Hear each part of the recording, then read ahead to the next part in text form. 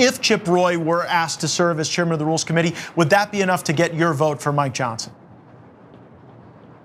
Oh, no. You can pull all my fingernails out. You can shove bamboo up in them. You can start cutting off my fingers. I am not voting for Mike Johnson tomorrow.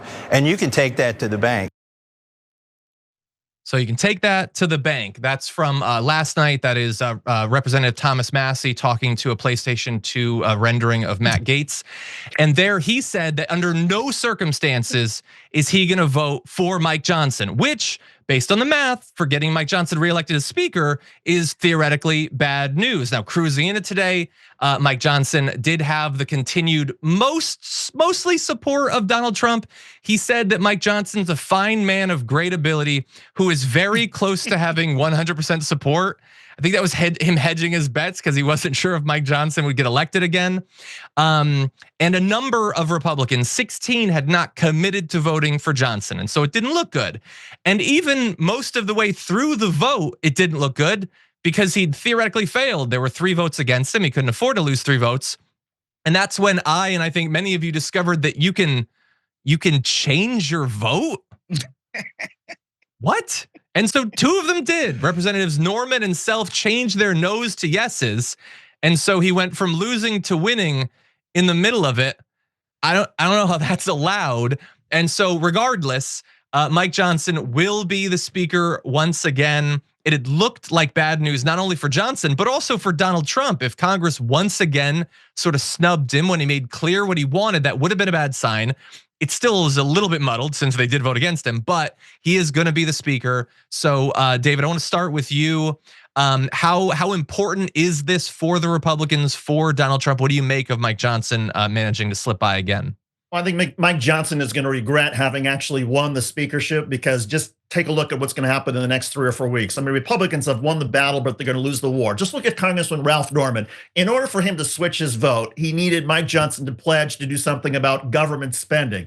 Well, the first item that's going to be on the Republican agenda is this $85 billion request, which is, by the way, more than the entire Department of Justice, which includes the FBI and the Department of Prisons. $85 billion just to start the deportations. Where are they going to find that money? There are members of Congress who are going to say, no, that's going to explode the deficit. You can't just spend money on the government credit card. You got to find some cuts.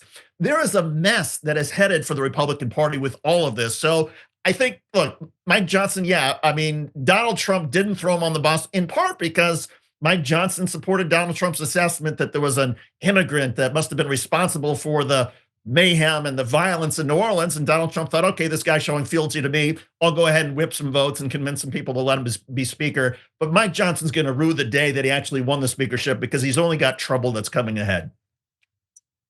Yeah, I think he was the little Freedom Caucus, rabble rousers was stuck between a rock and a hard place, because in order for them to actually go through with their little protest, they would have to engineer their own little January 6th against Donald Trump's certification for president. You need a speaker in order to certify this guy's election.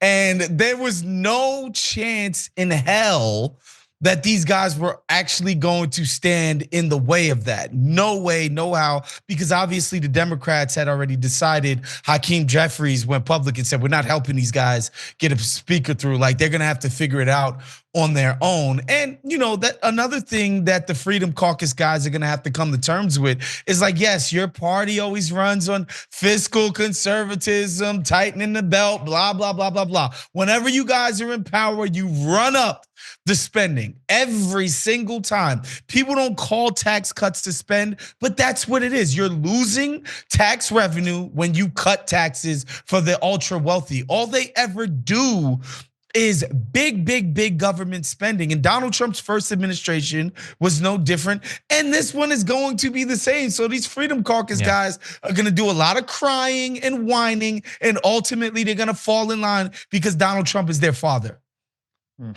100%. Tucker Carlson made that clear in the waning days of the campaign. You're totally right, and they're totally gonna do that. Like if any conservative wants to bet me on whether Donald Trump will increase the deficit in the national debt, I will bet literally every cent I have. It's not much, but I'll bet it. He did it last time, he'll do it again. They're gonna hand trillions of dollars to corporations and the uber wealthy. Now, they do have a plan for how they're gonna offset some of that.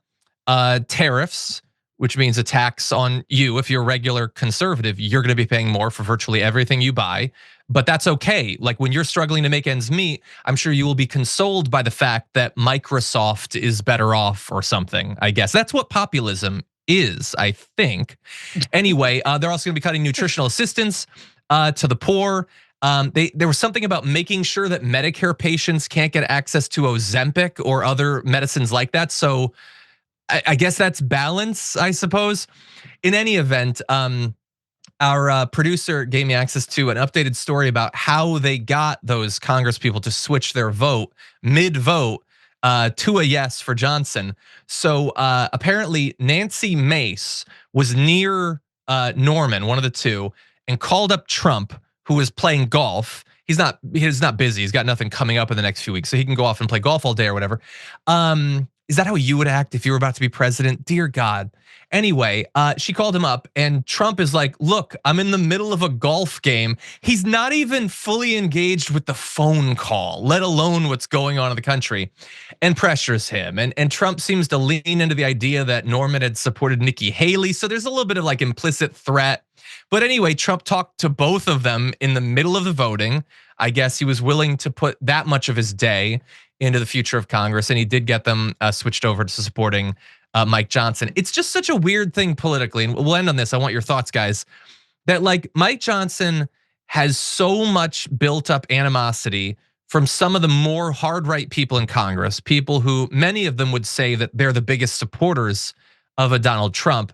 And yet Donald Trump is choosing to go with Johnson rather than switching over, I don't know, to like a Jim Jordan or something. That's who Norman supported. Someone like that who would seem to be more of a natural ally. I don't know, is it just because they know that he can get the job done? He's been speaker. I'm curious, David, what you make of why he's putting his capital behind Johnson. Well, my sense is because Donald Trump knows that Johnson is expendable. I mean, there's a limited number, there's a finite number of people that can be Republican Speaker of this House. So why bother sacrificing Johnson now? Why not at least try to eke out some policy concessions or try to get him to sort of whip and get some of these Freedom Caucus people in line on actual policy as opposed to simply identity? So in my sense, I mean, I think Mike Johnson's not going to last as speaker, maybe a couple of months, and then there'll be a Jim Jordan when there's a fight over the budget deficit or deportations or spending or whatever it is. And Donald Trump is simply saying, okay, well, let's make the speaker the fall guy, not now, but let's do it when we actually have some skin in the game in terms of some actual legislation. Yeah, I definitely agree with David there. And also I think a big part of it is that Johnson's opposition as it stands, they don't have a candidate themselves. There's nobody else to replace him with. They don't have a replacement. So if you're Donald Trump, you don't really have to make a move in terms of shoring up Speaker Johnson's position because there's no alternative, not right now anyway, not as things stand in terms of whipping up the requisite votes that could push somebody into that leadership position. And so it makes sense to hang back. And also, like, I just don't think Donald Trump gives a damn about the machinations that go on in the House. Like, I don't think he cares about the legislative process. I think he'll get his agenda item, and when it's time to ram it through, he'll figure out the levers to pull, the pressure points to sort of poke on. But like in the meantime, he's not like sweating the the minutia of what's going on in Washington. Mm-hmm. Yeah, and I mean, how many times could he possibly really need to work with Congress over the next 4 years? Like, he's going to get his massive tax cuts. And then there's the budget process, I guess, for, wasting hundreds of billions of dollars deporting people. But other than that, like, we know what happened the first 4 years. It's not like he had a huge agenda of lots of complicated legislation. And anyway, we'll see. Well, and he's going to need somebody to blame, right? When his ambitious agenda, when most of it doesn't go through, he's going to need to say, okay, it's Speaker Johnson's fault. He's out of there. So don't play the card now. Hold on to that until Donald Trump needs an excuse. Yeah. Man, I know that it's been said for a lot of years, and I think it's been true for a lot of years, but how much must not everyone, but most of the people, the Republicans in Congress, just be waiting for Donald Trump to finally move on? I thought you was gonna say die. No, I wouldn't say that explicitly. I would say move on. Thanks for watching The Young Turks. Really appreciate it. Another way to show support is through YouTube memberships.